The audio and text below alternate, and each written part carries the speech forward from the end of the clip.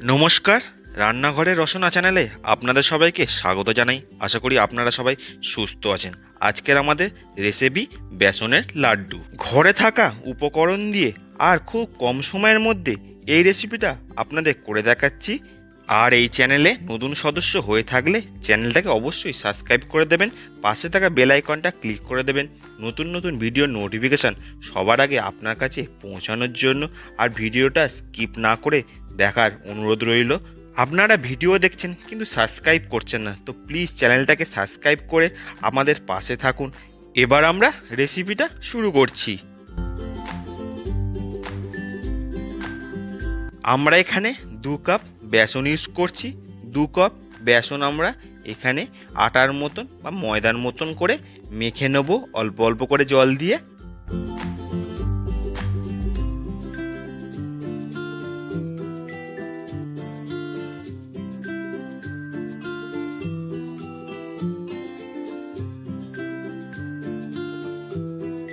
আমাদের বেসনের ডো তৈরি করা হয়ে গেছে। এবার আমরা হাতের মধ্যে তেল বা ঘি লাগিয়ে ছোট ছোট করে লেচির আকারে পুরি বা লুচির আকার দিয়ে নেব।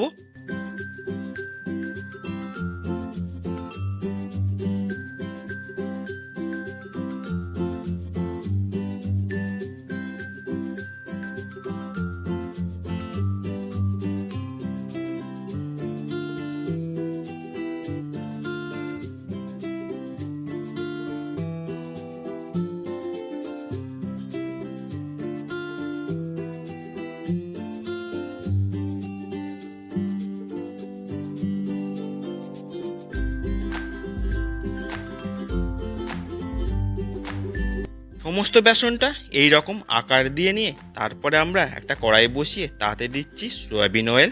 এর মধ্যে আমরা একে একে সমস্ত বেসনগুলো ভেজে নেব। এখানে গ্যাসের ফ্লেম মিডিয়াম রাখবো আমরা।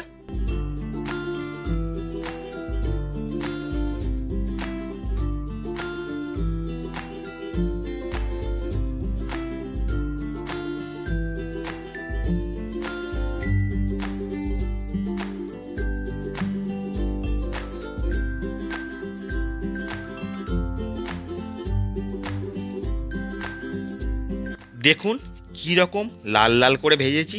এইরকমভাবে লাল লাল করে সমস্তটা ভেজে আমরা তুলে নেব।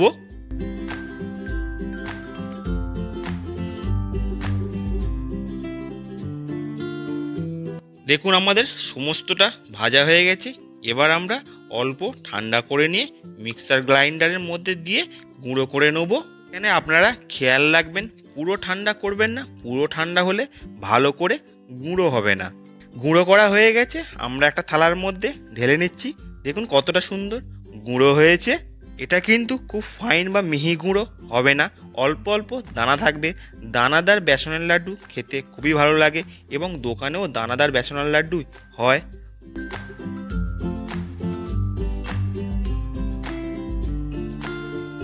এবার আমরা চিনির রস বা চিনি শিরা তৈরি করে নেব। তার জন্য দিচ্ছি 1 কাপ চিনি আর দেবো ওই কাপের হাফ কাপের থেকে একটু বেশি জল।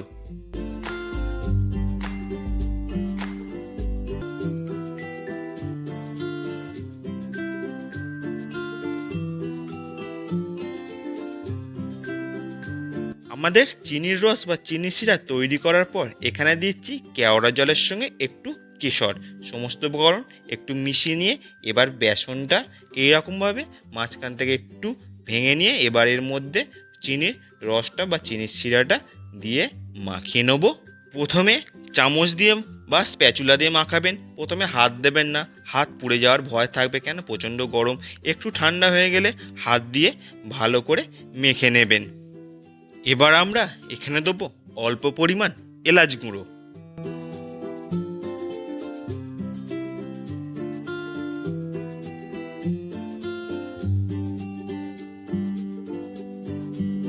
এবার আমরা হাত দিয়ে ভালো করে মাখিয়ে নেব।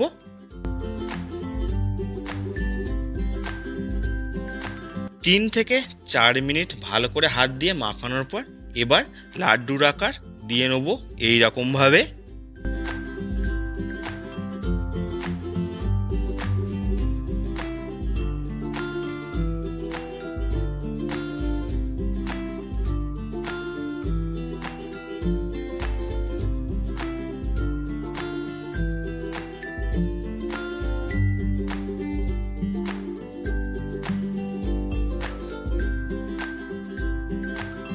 দেখুন আমাদের বেসনের লাড্ডু কতটা সুন্দর হচ্ছে আর কতটা সুন্দর দেখতে হয়েছে।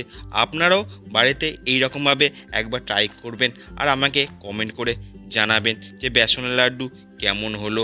আর ভিডিওটা ভালো লেগে থাকলে অবশ্যই একটা লাইক করে দিন আর বন্ধুদের মাঝে আর আত্মীয় স্বজনের মাঝে বেশি বেশি করে শেয়ার করুন। দেখুন পুরো দোকানের মতন বেসনের লাড্ডু তৈরি হয়েছে। আপনারা এই রকম প্রসেসটা ফলো করবেন, আপনাদেরও হবে। এইভাবে আমার চ্যানেলের পাশে থাকুন, চ্যানেলটাকে সাবস্ক্রাইব করে দিন আর পাশে থাকা বেল আইকনটা ক্লিক করে দিন নতুন নতুন ভিডিও নোটিফিকেশান সবার আগে আপনার কাছে পৌঁছানোর জন্য।